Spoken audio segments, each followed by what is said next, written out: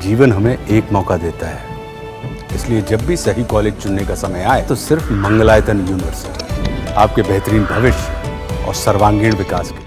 America में राष्ट्रपति पद की शपथ लेने के बाद डोनाल्ड ट्रंप एक्शन मोड में नजर आ रहे हैं। राष्ट्रपति बनने के पहले ही दिन डोनाल्ड ट्रंप ने कई बड़े फैसले लिए हैं। अमेरिकी राष्ट्रपति डोनाल्ड ट्रंप ने कहा कि वो चीन पर 10% का टैरिफ लगाने पर विचार कर रहे हैं। ट्रंप ने मंगलवार को व्हाइट हाउस में कहा कि वह फेंटेनाइल संकट को बढ़ावा देने में चीन की भूमिका को लेकर उस पर 10% का टैरिफ लगाने पर सोच रहे हैं। ट्रंप ने मैक्सिको और कनाडा को भेजी जाने वाली घातक दवा फेंटेनाइल की सप्लाई को रोकने के लिए 1 फरवरी से चीनी आयात पर 10% टैरिफ लगाने की बात कही है। फेंटानिल एक तरह का मादक पदार्थ है जो हेरोइन से 50 गुना ज्यादा नशीला होता है।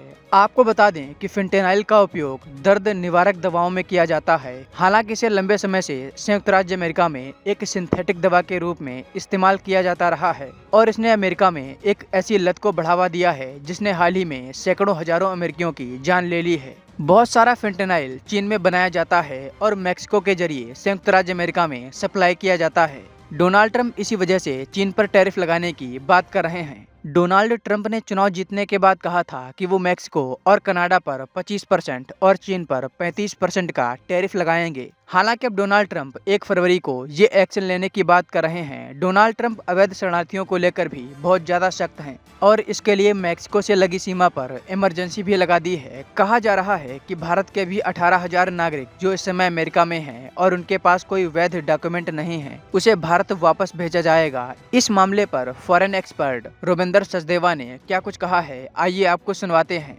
देखिए, फिलहाल इमिग्रेशन को लेके, इंडियंस इन अमेरिका को लेके आई थिंक करीब 3 या 4 मुद्दे हैं जिन पे गौर फरमाया जा सकता है। जहां तक रही बात H1 की, H1 में कोई चिंता का विषय नहीं है। हाँ, H1 की कुछ कंडीशंस बढ़ जाएंगी। हाँ, हो सकता है H1 के जितने वीजा सालाना इशू होते हैं करीब 85,000 या 1,15,000, उनमें बढ़ोतरी नहीं करी जाएगी, बट H1 प्रोग्राम रहेगा क्योंकि वो अमेरिका को प्रोग्राम चाहिए, अमेरिकन इंडस्ट्री को चाहिए।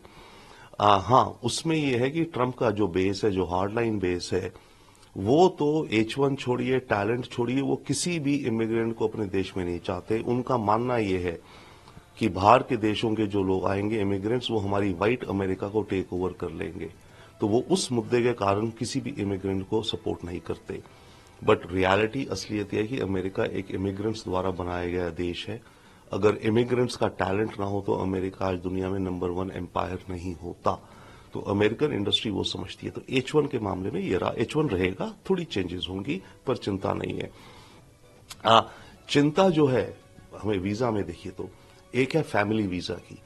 अभी ये होता है कि जो इंडियन वहां रह रहे हैं, जो अमेरिकन बन गए, राइट, वो अपने माता पिता या बहन भाई को अमेरिका ग्रीन कार्ड पे बुला सकते थे और धीरे धीरे वो सिटीजन बन जाते।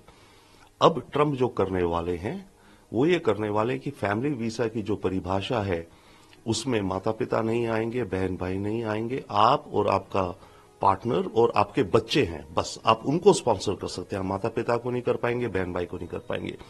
तो वो एक डायरेक्ट इम्पैक्ट पड़ेगा इंडिया में इंडियंस के ऊपर।